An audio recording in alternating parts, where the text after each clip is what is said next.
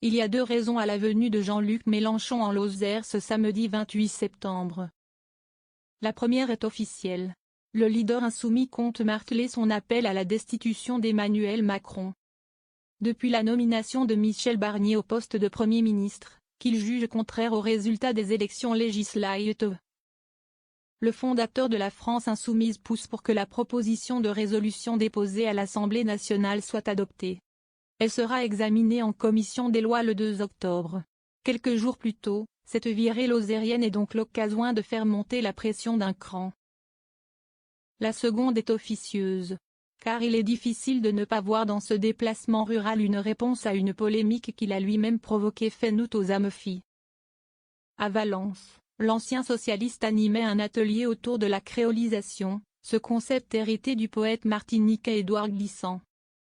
Pendant 1 heure, Jean-Luc Mélenchon a disserté sur les bienfaits de l'altérité et sa capacité à accoucher de nouvelles pratiques sociales, culturelles ou culinaires. La Martinique est un lieu assez spécial et tout petit endroit, a-t-il entamé. Malgré tout, ils sont 300 000. Et pardon pour les autres, les Guadeloupéens, ils ont toujours cultivé un certain sentiment d'élite intellectuelle. La vérité c'est qu'ils le sont quand vous faites à la fois Frantz Fanon, Césaire, Glissant et Chamoiseau, vous ne pouvez pas dire « on est n'importe où ». Mais après une phrase en apparence banale et plutôt consensuelle, il a ajouté ceci.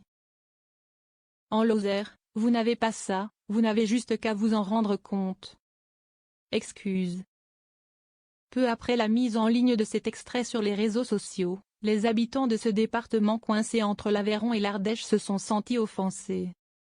Des élus locaux sont aussi montés au front, telle la députée PS Sophie Pantel. C'est particulièrement regrettable d'opposer des territoires entre eux, a-t-elle regretté le 3 septembre sur France Bleu Gard. L'élu a écrit à l'ancien député de Marseille pour lui demander des excuses pour les Lozériens et Lozériennes.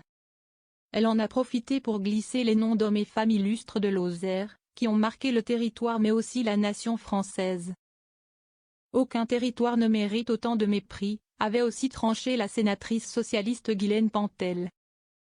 Ce 28 septembre à partir de 18h30, Jean-Luc Mélenchon aura fort à faire pour revenir sur ses propos et expliquer en quoi la Lozère est peut-être moins un vivier à talent que la Martinique.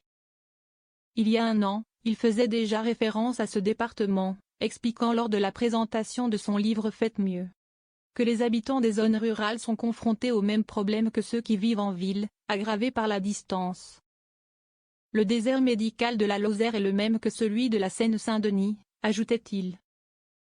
Depuis plusieurs années, la stratégie politique de Jean-Luc Mélenchon se construit autour de la reconquête des quartiers populaires qui, estime-t-il, représentent une réserve de voix prometteuse.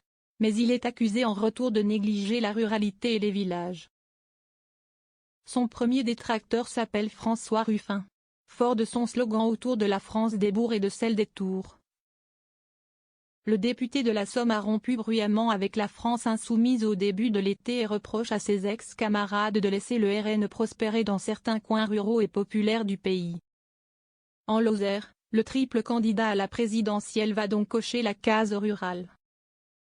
Mais pas celle du RN, qui n'a pas réussi à ravir la seule circonscription du département lors des élections législatives.